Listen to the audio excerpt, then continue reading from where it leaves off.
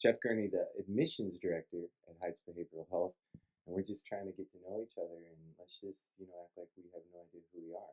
Yeah. So, welcome, Jeff. Why don't you tell me a little bit about yourself? How you got into this position?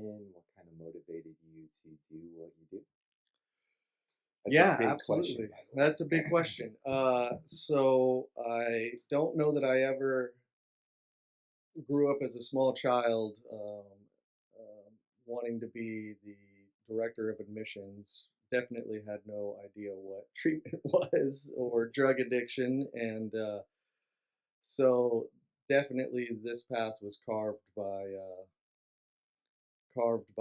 life experience, and I'm 100% grateful to be here now. Grateful to be in this position. Grateful to be at Heights Behavioral Health. But it started out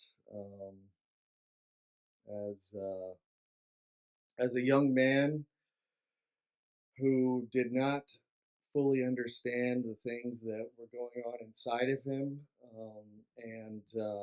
I think mental health, and one of the reasons why what we do now, us and some of the facilities that handle adolescents in the mental health space. I was a young man that experienced mental health challenges, and whether it was because I was from a small town in Texas or because the industry had not evolved yet, maybe a combination of both.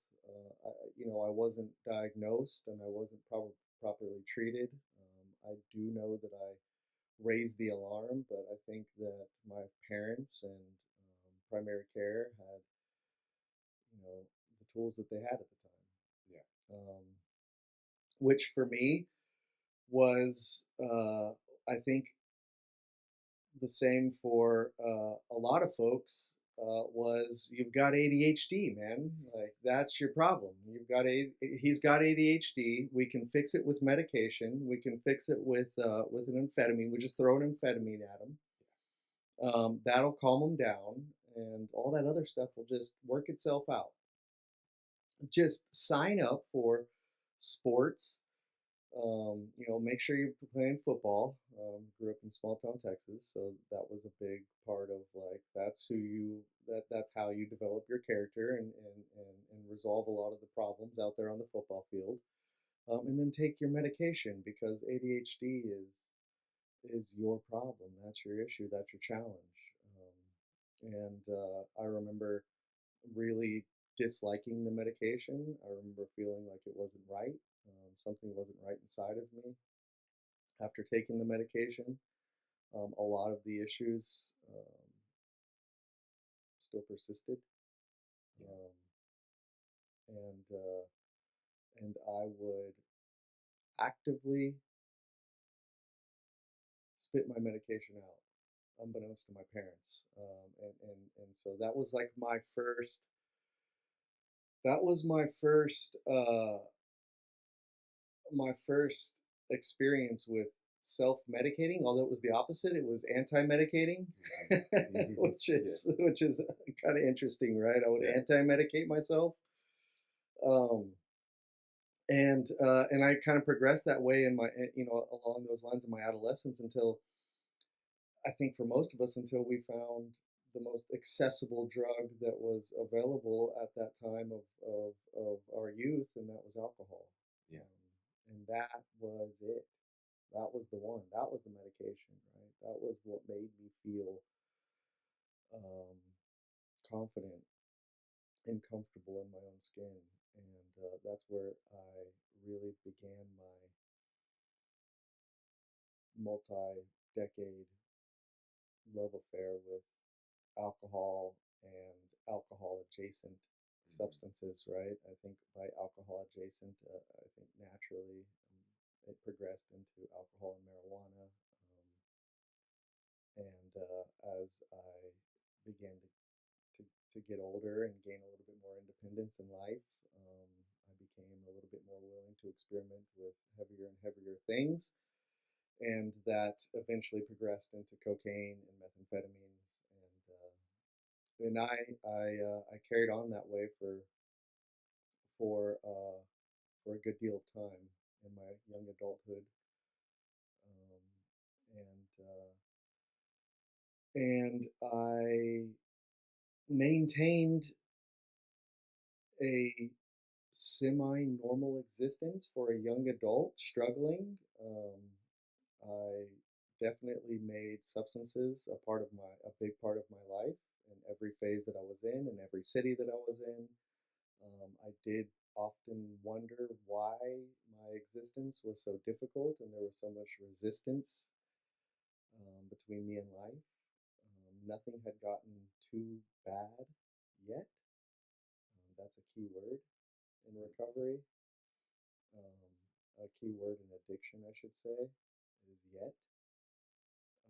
Nothing had gotten too bad yet, and and eventually, just to keep a long story short, eventually my methamphetamine use progressed to a intravenous style use, and that's when I say all of the wheels fell off, and ended up incarcerated, homeless, and then incarcerated in San Antonio,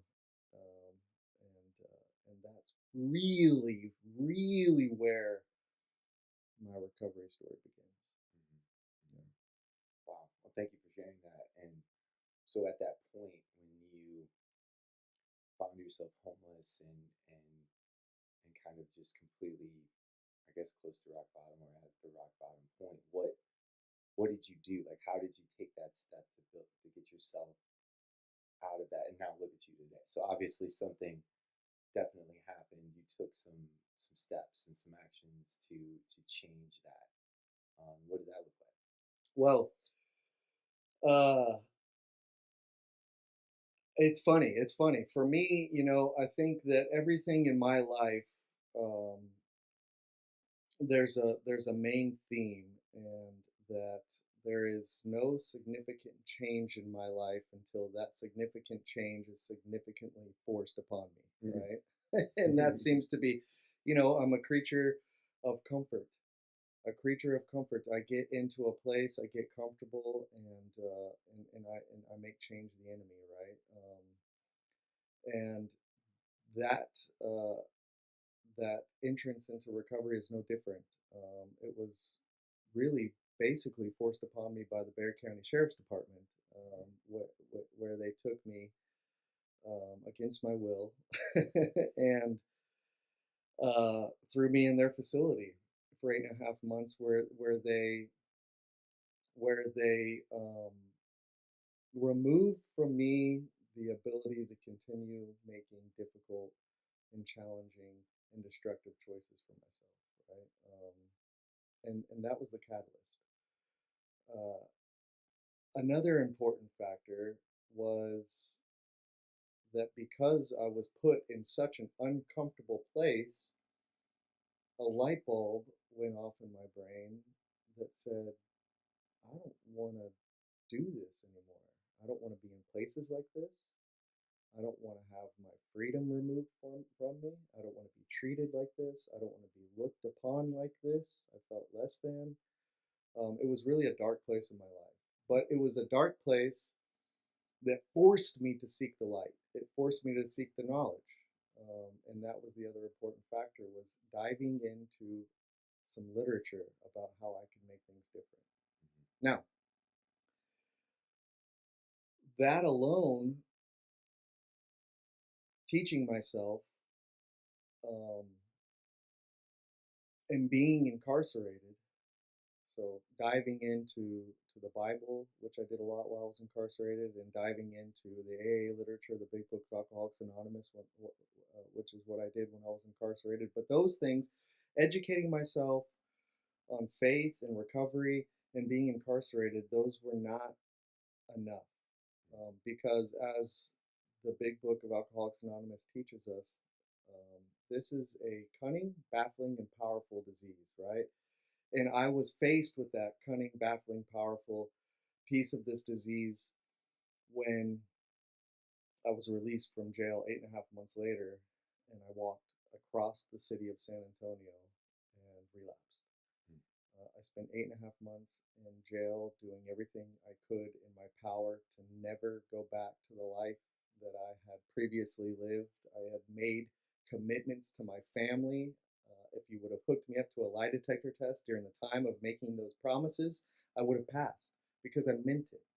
I meant every single word of it. But the cunning, baffling, powerful part of this disease means that we need a powerful approach to this disease. Right? And incarceration and education of educating myself wasn't enough. And that's where treatment comes in. Yeah, yeah. So after you learned what you learned and kind of committed to not only yourself but to your loved ones, and then you found yourself again in a relapse place. How did that feel? Like, what did I want to kind of unpack that experience because I can imagine I can't really imagine it, but it seems like a very emotional um, and probably a very another dark place you found yourself in. Yeah, there's a saying, right? And I think the education piece was a really powerful piece of my decision to turn things around after that relapse. But there's a saying in AA that says, "A head full of AA and a belly full of beer don't mix," right? Or AA or recovery will ruin your high forever. And I think what they mean by that is that by that point, uh, I knew better.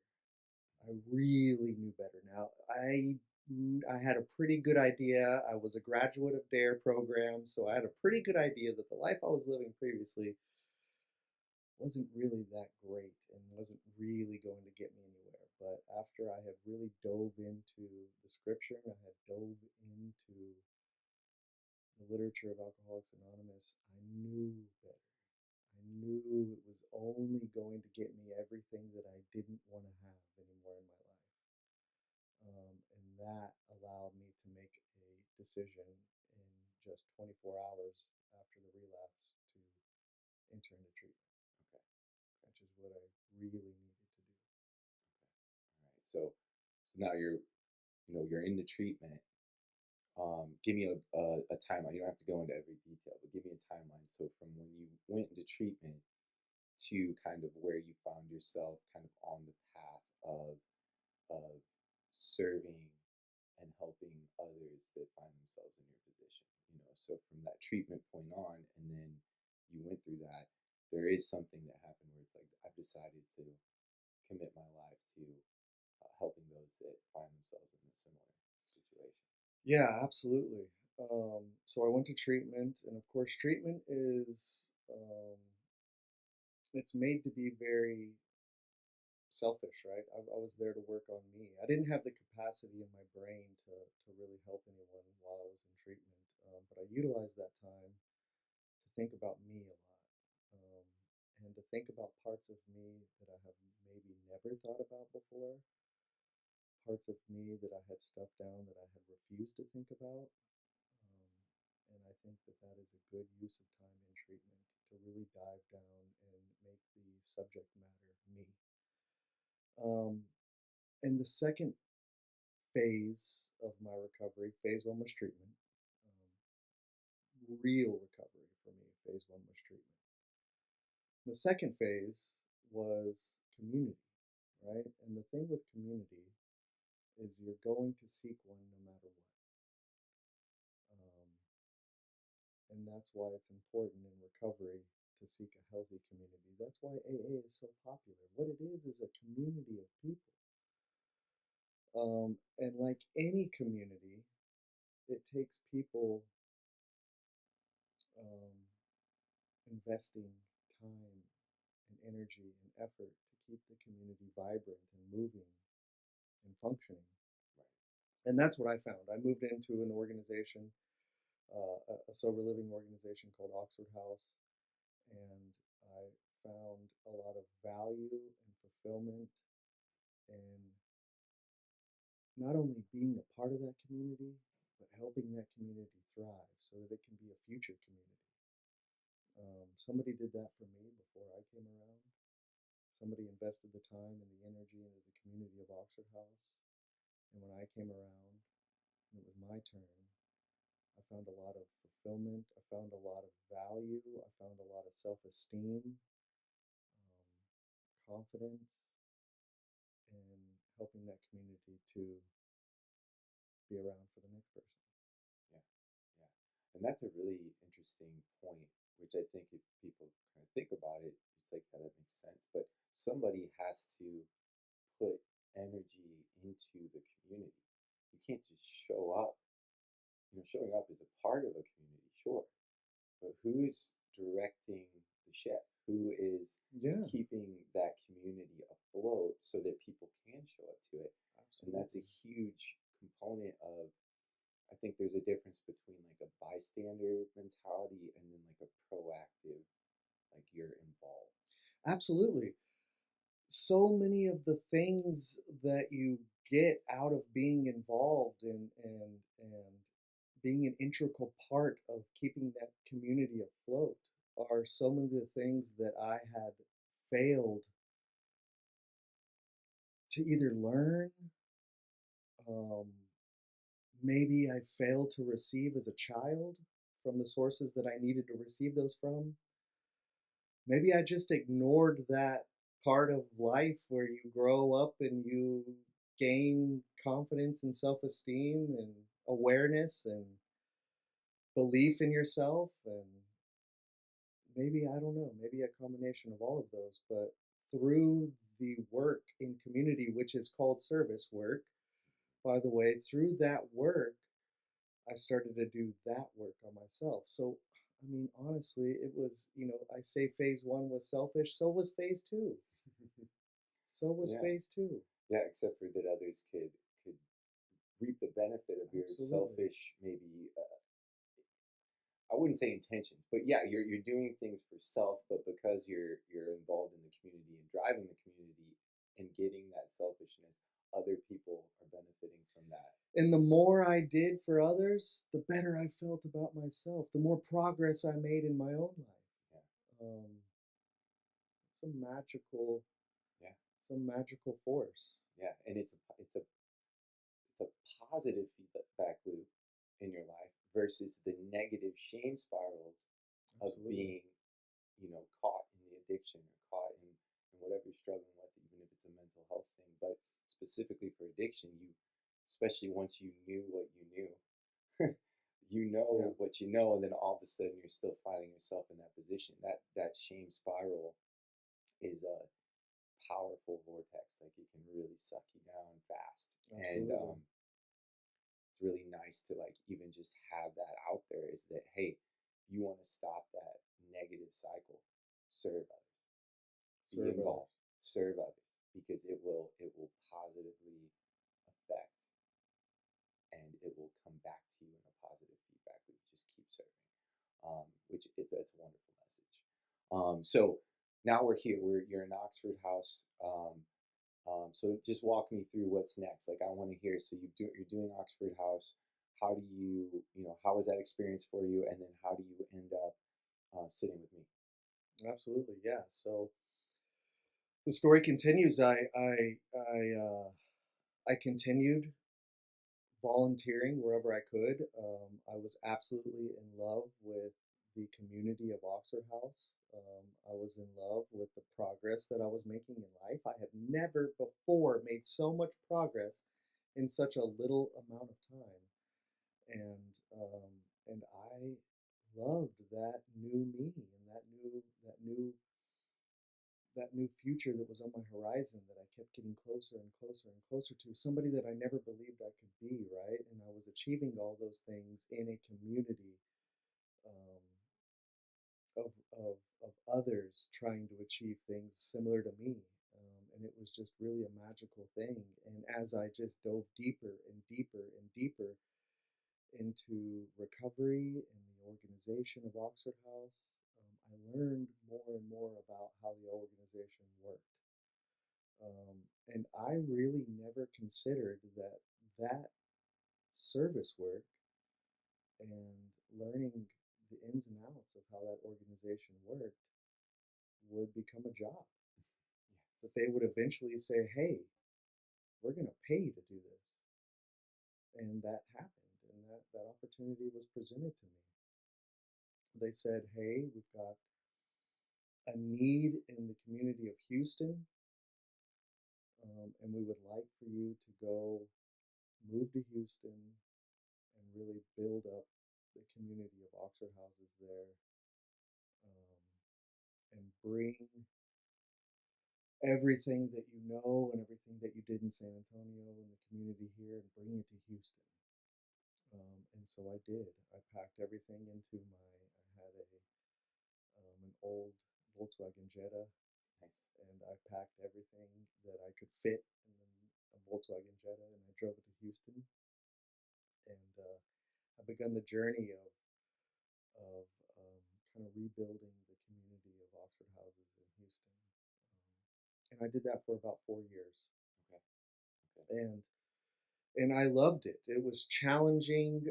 I was a part of expanding Oxford houses to Galveston County and in several cities in Galveston County, building up the community here in Houston, connecting with some amazing organizations in Houston, sitting on some boards and getting to just build out the vibrant, amazing, large, exciting recovery community that is in Houston. I most definitely did not start that journey here or begin that endeavor in this city. That has existed for a long time. But I was given the opportunity and the honor to help contribute and build to what was already built before I got here. Yeah. And that was absolutely amazing. Yeah, that's wonderful. And I mean, talk about, an exponential growth factor from, just learning about how service impacts you selfishly, but also impacts the community, and kind of just doing that to moving to the fourth largest city in the country and working for 4 years to build out a massive network of sober living houses Yeah, in Houston. I mean, absolutely. that's like a whole paradigm shift, and not only like growth for you, but like how many people you could actually impact, Mm-hmm.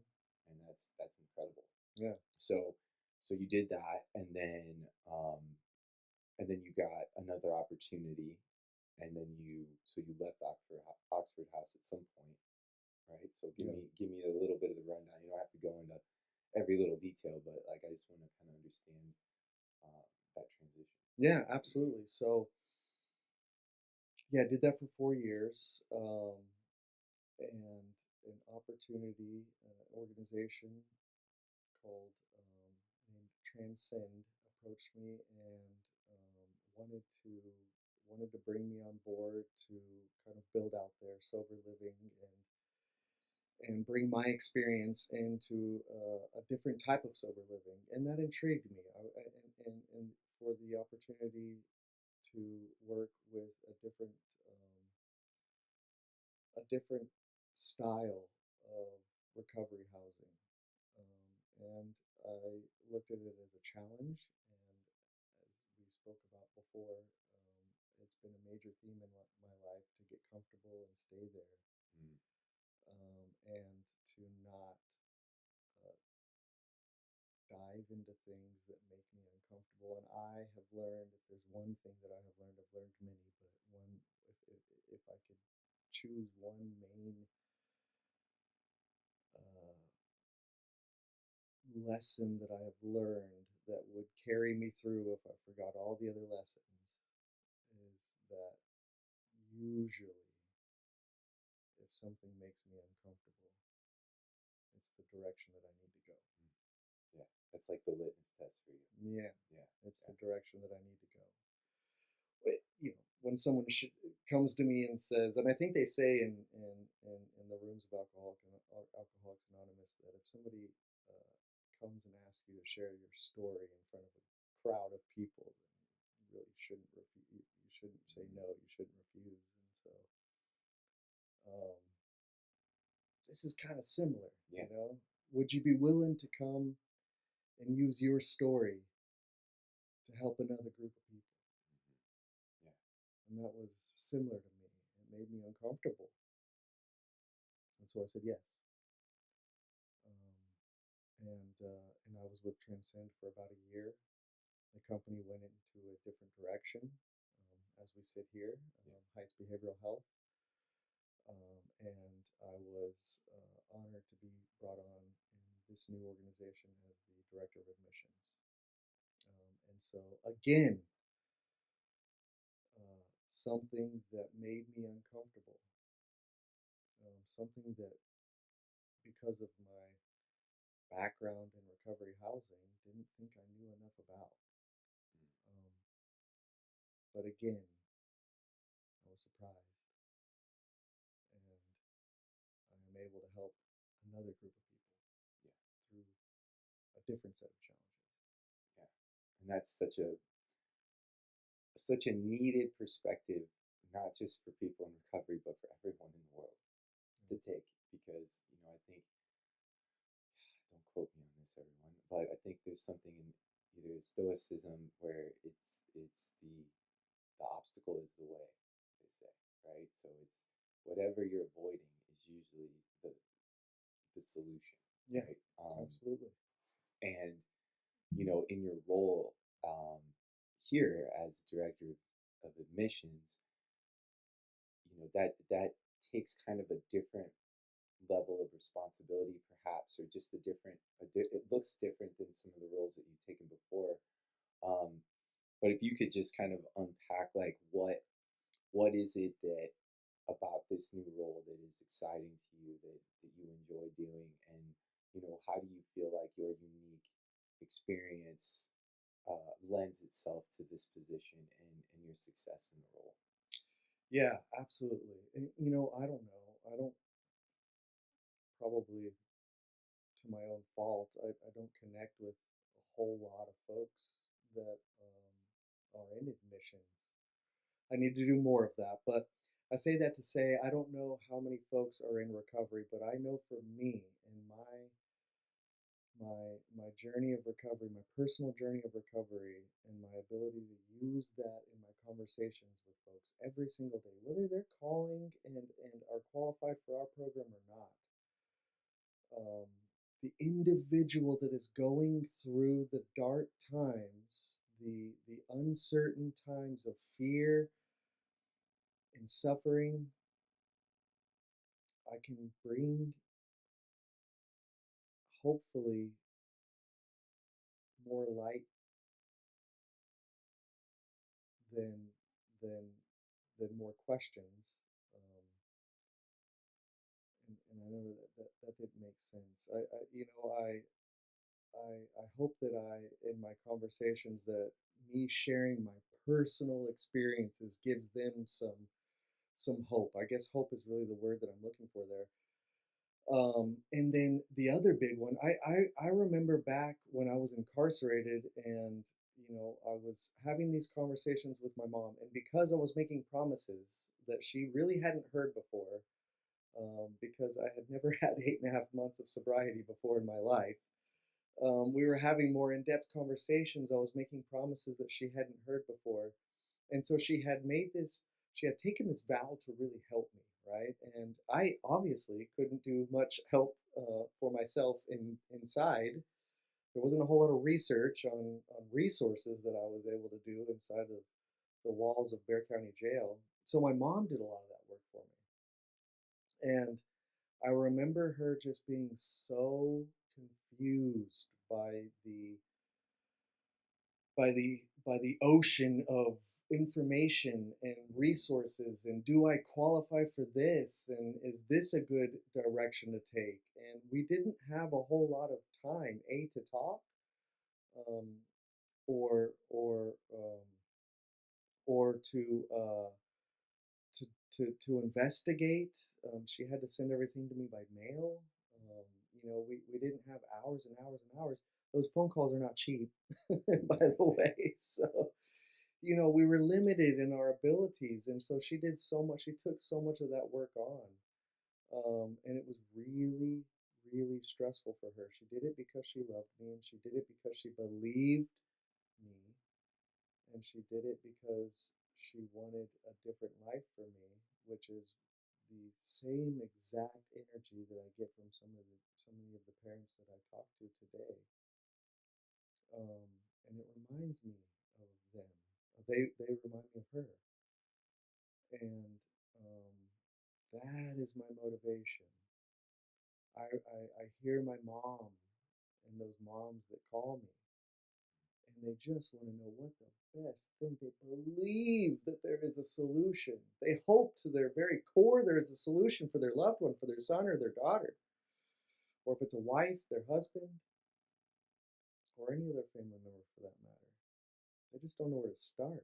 There's a sea of information out there, and there's so many conflicting messages and what's best for your loved one. Um, Unfortunately, there can be a lot of cost attached to it, and they fear that they're limited, their finite resources could be used in the wrong direction, and they just so desperately want their loved one to get to the other side of this thing. And just like my window for doing that research alongside my mom was short, the window of these loved ones wanting help is limited as well. And so, much like my mom and I were up against obstacles of time, availability, these loved ones are up against obstacles of time and availability. How long are they going to be motivated to do something about their situation? And so, whether it's a person that is directly impacted by addiction or a person that's indirectly impacted by addiction, it's my mission in admissions here at Heights Behavioral Health to guide them in the best possible direction for their unique situation, their unique set of circumstances. It exists. We're in Houston, Texas. Like you said, we're in the fourth largest city in the United States. We have the largest we have the largest medical center in Texas. The resources are here. The ability for them to find those resources without having folks like us, somebody that understands where they came from because they came from that place. Um, do we have enough of that? That I don't know. So I try to be that beacon of light as often as I can. I will answer the phone as often as I can, as late as I can. I can't say that I will always wake up at 1 in the morning for a phone call because I'm a pretty hard sleeper, but I will try. Because, like I said, it's a confusing jungle of information, and our time is limited. Yeah, that's beautifully said. And once again, thank you for sharing, your specific, unique story and the story about your mother. And I feel like, working at Heights Behavioral Health, but having the director of admissions have a goal that nowhere in there did you say, increase our census. Nowhere in did you say any kind of revenue goal. Nowhere in there did you say anything that has to do with what, if you were just thinking bottom line, that's what your director of admissions needs to be worrying about, is making sure that you're getting people in the door and signed up. And for me personally, as business development and marketing, I also have similar bottom line goals per se, but that's not my mission. My mission is to help as many people as I possibly can and do as much good work spreading messages that are going to hopefully change people's lives for the better. Yeah. And that's why I work here. Yeah. And I'm so grateful to work with you because you and I share that. And if we didn't share that, or if I didn't have that, or if you, I just don't feel like this place would have that special magic or that uniqueness that it does. Because it really is, it's about the people. Of course, the processes matter, but the people are really what make it different, and Absolutely. make it special. Um, And Jeff, I thank you so much for sharing your story. Absolutely. This has been a wonderful conversation. If there's anything you'd like to add before we close out, this would be the time to do it. Yeah, I just want to say that it is. I appreciate you asking me about my story. I don't think that I get so busy in other people's lives and in other people's stories that it's always just such an important piece. It's important for me to go back, right? To recount what happened, because that is where I derive, my motivation to continue forward. Um, so I appreciate you asking. Yeah, absolutely. And I love that you shared. Thanks, Jeff. You're the Yeah. man.